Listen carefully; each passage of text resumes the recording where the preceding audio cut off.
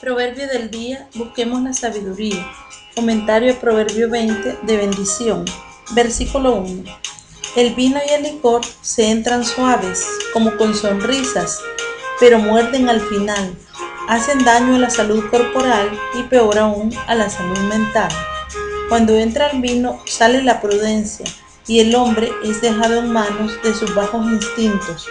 Se torna neciamente petulante o se enfurece como un loco. La bebida, que pasa por ser una exigencia social, vuelve a los hombres dañosos para la sociedad. El hebreo shekar, nota del traductor, significa bebida fuerte, lo que llamamos licor. Los escritores del Nuevo Testamento, no los de la Septuaginta, lo vertieron por siquera, licor fermentado, pero la Vulgata lo transliteró en cícera, sidra, vocablo que todavía se halla en algunas versiones. Esta bebida fuerte en realidad se preparaba mediante la fermentación no de manzanas, sino de dátiles y especialmente de granadas. Ver Cantares 8.2. Versículo 2. Una vez más, ver el 16.14 y el 19.12, se insiste aquí en el peligro que encierra el suscitar la ira de reyes y príncipes, contra los que no hay apelación a poder superior humano. Por eso, el temor que produce es gráficamente comparado al miedo que inspira el rugido de un león cuando está a punto de lanzarse sobre su presa. El que los provoca peca contra su vida, es decir, la pone en peligro. Versículo 3. De ordinario se cree listo el hombre que se resiente de una afrenta y toma rápida venganza de ella. Pero los que de esta manera son muy puntillosos se crean innecesariamente enemigos y daños. En cambio, es un honor para el hombre evitar la contienda, porque abandonando una disputa y perdonando una injuria se mantienen la paz y los amigos. Versículo 4. El labrador perezoso se abstiene de arar en invierno por temor al frío. En vano pues mendigará en verano, cuando los diligentes traigan con gozo sus gavillas a casa. Versículo 5. Por muy ocultas que sean las intenciones de los hombres, ver 18.4, el significado de aguas profundas, siempre habrá hombres entendidos o especializados en psicología que de diversas formas descubrirán lo que los otros tratan de ocultar, lo sacarán como se saca de una honda vasija el vino. Versículo 6. El sentido del proverbio se expresa gráficamente en el refrán castellano: una cosa es predicar y otra dar trigo. Muchos aparecen generosos y hasta prometen ser generosos, pero cuando llega la hora de la verdad se echan para atrás.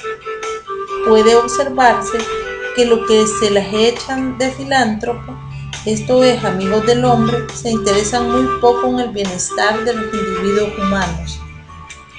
Versículo 7. El que es bueno tiene conciencia y con su integridad moral está legando a sus descendientes una gran bendición. Compárese con Éxodo 26. Versículo 8. Un buen rey, al ser juez supremo de la nación, puede favorecer la causa del inocente y deshacer los esfuerzos de injustos subalternos. Con su prudencia sabe aventar todo mal, separando lo falso de lo verdadero en las causas que le llegan. Con su mirar significa que, por su oficio, Dios le ha dotado de intuición y discernimiento suficientes para el desempeño de su cargo. Versículo 9. Este proverbio declara una verdad frecuentemente inculcada en la palabra de Dios. En esta vida no hay nadie perfecto, enteramente libre de pecado, excepto Jesucristo. Juan 8.46 y Hebreos 7.26. Por tanto, la obvia respuesta a la pregunta de este versículo es: nadie. Los que se creen sin pecado se engañan a sí mismos. Primera de Juan 1, 8 y 10. Mientras que los más santos son los que mejor reconocen sus faltas y pecados. Versículo 10. Una vez más, versículo 11:1 y 20:23 se ponen de relieve lo abominable que es a los ojos de Dios la injusticia en las transacciones. El hebreo dice literalmente piedra y piedra, peso, efa y efa, medida, es decir, empequeñecidas para vender y engrandecidas para comprar. Aquí se incluyen todas las formas de engaño y fraude en el comercio. Versículo 11. El proverbio enseña una verdad muy sencilla. Desde la más tierna infancia muestran los niños las líneas caracteriales que señalarán su conducta durante toda la vida. Por eso los padres y maestros deben observar diligentemente a sus hijos y alumnos a fin de descubrir sus disposiciones e inclinaciones y de este modo dirigirles hacia la profesión que mejor se aviene con sus cualidades. Versículo 12. Este proverbio es muy sencillo, compárese con Salmo 94:9, pero encierra una verdad muy importante, precisamente porque Dios ha hecho el ojo y el oído. No solo hemos de estarle agradecidos por estos órganos maravillosos, sino que hemos de servirle con ellos de la mejor manera. Versículo 13. Una cosa es buscar el sueño necesario para el descanso y otra es amar el sueño, como quien odia el trabajo. No ames el sueño por sí mismo, sino para restaurarte las fuerzas a fin de que puedas seguir trabajando con nuevo vigor y con la mente alerta. Y cuando despiertes, no dejes pasar las oportunidades de obrar el bien y de aplicarte con diligencia a tu trabajo. Versículo 14. Qué bien se las arreglan los hombres para hacer una buena compra y que les salga barato. Delante del vendedor le quitan valor a lo que saben que lo tiene. Malo es, tiene este defecto o el otro, es demasiado caro, lo puedo comprar más barato en otra parte, etc. Por otra parte, los vendedores suelen subir el precio recomendando sus mercancías para justificar así el alto precio que les ponen. Por tanto, hay falta por las dos partes, pero cuando el comprador consigue que le den el artículo por el precio que a él le parezca razonable, se marcha muy contento de la mercancía y jactándose de sus artes para llevársela a buen precio. Versículo 15. Aquí se da a entender que un malvado o un necio puede poseer oro y piedras preciosas en abundancia, pero su valor es inmensamente menor que la joya preciosa que son los labios prudentes, labios de conocimiento, pues un buen conocimiento que guíe nuestros labios para decir la palabra apropiada, compárese con 25:11, es de mucho mayor provecho para todos, así como es más escaso que el oro y las perlas y más difícil de conseguir. Versículo 16. Repetidamente se advierte en este libro contra los peligros de salir fiador por extraños. Desde 6:1 en muchos lugares parece ser que en 27:13 se repite la letra de este proverbio, por lo que los judíos leen mujer extranjera, donde el texto actual dice aquí extraños. Es probable que el proverbio, según piensa Cohen, establezca una distinción entre el infortunio que le sobreviene inadvertidamente a un hombre, quien por ello debería ser tratado con cierta consideración, y el que le sobreviene a uno por estupidez y descuido voluntario del consejo que se le dio. Añade Matthew Henry que los que tienen conexión con mujeres abandonadas pronto llegarán a mendigos. No se les debe dar crédito ni préstamo sin una buena prenda. Para el trasfondo del proverbio, véase Éxodo 22, 25 al 27. Versículo 17. Se habla aquí del alimento obtenido por medios deshonestos. Ese alimento resultará después duro de digerir cuando se descubra el engaño. Puede aplicarse a todos los placeres y provechos del pecado. Rashi lo entiende de relación sexual con mujer casada, los cuales son verdaderamente pan de mentira. Son falsos, robados, pues son frutos prohibidos y engañan al hombre, pues no resultan ser lo que prometen. Por algún tiempo parecen sabrosos al paladar, pero después su boca será lleno de cascajo. En algunas naciones se castigaba a los malhechores mezclándoles el alimento con cascajo. Versículo 18.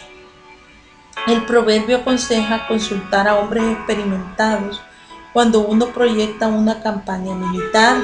Como se ve por el contexto, no se trata directamente de pedir consejo a Dios. Está claro que va dirigido a una persona puesta en autoridad civil o militar. Se repite con pocas variantes en 24:6. Hay quienes piensan que basta la valentía para lanzarse a la batalla, pero la valentía sin la estrategia no es suficiente para ganar la guerra. Compárese con Lucas 14, 31 y 32. Versículo 19. La primera parte del proverbio es similar a la del que ya vimos en 11:13.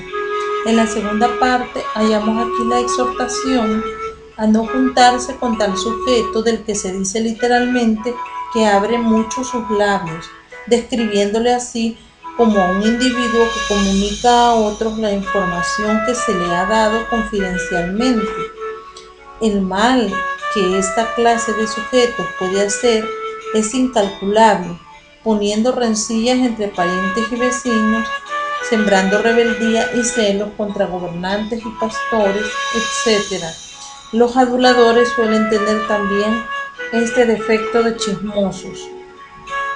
Versículo 20. Un hijo desmandado se va pervirtiendo gradualmente. Comienza por menospreciar a su padre y a su madre y acaba por maldecirlos, desafiando así a Dios y a su ley, que condena tal crimen con la pena capital. Véase Éxodo 21:17. Por lámpara puede entenderse ya sea la vida o el honor y la estima de los demás o muchas otras cosas de las que la luz es símbolo. Falta de consejo cuando lo necesite, falta de respuesta de Dios a sus oraciones, etc. Versículo 21. El proverbio se refiere, como en 28:22, al que se hace rico deprisa y probablemente por medios ilícitos, engañando a sus padres y privándose a sí mismo y a su familia del alimento necesario. Pero una fortuna que se levanta tan deprisa por esos medios también suele derrumbarse deprisa. Lo que madura antes de tiempo se pudre pronto. Versículo 22. Similar a 24:29, este proverbio hace una exhortación que ya aparece en Deuteronomio 32:35 y entra en el Nuevo Testamento en Mateo 5:39 y Romanos 12:17. A Dios hemos de encomendar nuestro caso y nuestra causa. Compárese con Salmo 37:5 y 6. Él hará valer nuestro derecho y llamará a cuentas a quienes nos hayan hecho daño. Lo hará del modo apropiado y en el tiempo conveniente. Versículo 23. Para este versículo, véase el versículo 10 de este mismo capítulo, así como el 11:1. Se dice aquí de la balanza falsa que no es buena a los ojos de Dios. No debe usarse ni siquiera para engañar a quien nos haya engañado a nosotros de modo semejante o distinto. Tampoco es buena en realidad para el que la usa, pues lo que se adquiere por engaño no puede ser verdaderamente beneficioso. Versículo 24. Este proverbio parece una cita de Salmo 37:23. Dice Cohen: el sentido es que Aun cuando una persona tiene libertad para escoger su camino, como quiera que el poder para caminar le es dado por Dios, Dios podría retirarle ese poder si su camino es impropio. En todo caso, se pone aquí de relieve la constante dependencia que tenemos de la providencia y de la gracia de Dios. Nosotros no tenemos el poder ni la prudencia necesarios para dirigir por nosotros mismos nuestros pasos. Por eso se nos viene a decir aquí que no podemos entender nuestro camino, ya que solo en la todosuficiencia de Dios puede apoyarse nuestra insuficiencia. Por eso se nos exhorta a encomendar a Dios nuestro camino. Salmo 37:5. Versículo 25. Hay aquí una seria advertencia contra los votos hechos sin la suficiente ponderación, reflexionando después cuando ya no tiene remedio, pues se ha dado el paso. Compárese con Eclesiastés 5:4. ¿Tendría Salomón en su mente el triste caso de Jefté? Vea el comentario a Jueces 11:30 al 40. Por eso dice que es un lazo, es decir, una trampa. El verbo que corresponde en hebreo a hacer, decir, a la ligera, ocurre solo aquí y en Job 6:3. Versículo 26. El verbo avienta salió en el versículo 8, pero aquí tiene el significado preciso de separar a los súbditos desleales de entre los leales, a fin de que no se organicen o se rebelen contra él. Siguiendo con el símil de la era, dice literalmente que hace volver sobre ellos la rueda, es decir, la de la carreta que se usaba para trillar. Compárese con Isaías 28:27. Versículo 27. El alma del hombre, a diferencia de la de los brutos animales, es una luz divina, es lámpara de Yahvé, candela que Dios ha encendido en nuestro interior. La conciencia, esa noble facultad, es el delegado de Dios en el alma. Con ayuda de la conciencia llegamos a conocernos a nosotros mismos, aunque siempre con dificultad. El espíritu humano es autoconsciente, uno de los elementos de la personalidad. Ver 1 Corintios 2:11. Esta luz es como una candela suficiente para ver en la oscuridad, aun cuando no es un sol que todo lo ilumina. Al escudriñar con ella lo más profundo del corazón, Dios nos conoce de modo infinito, exhaustivo. Compárese con Salmo 139, del 1 al 12 y el 23 y 24. Nosotros podemos conocernos lo suficiente para quedar sin excusa de lo que hacemos o omitimos indebidamente. Versículo 28. Un buen rey ha de tener misericordia y verdad. Compárese con 3:3 para estabilizar su trono, ejercitando la justicia con equidad y haciéndose de querer de sus súbditos. Compárese con Isaías 16:5. Versículo 29. Tanto la juventud como la ancianidad tienen sus ventajas y sus desventajas, y por tanto, ni los jóvenes deben despreciar a los viejos, ni los viejos envidiar a los jóvenes. Lo mejor de los jóvenes es su vigor físico, lo mejor de los ancianos su experiencia de la vida.